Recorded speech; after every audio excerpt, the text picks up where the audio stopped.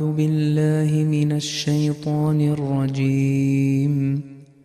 بسم الله الرحمن الرحيم. القارعة. ما القارعة؟ وما أدراك ما القارعة؟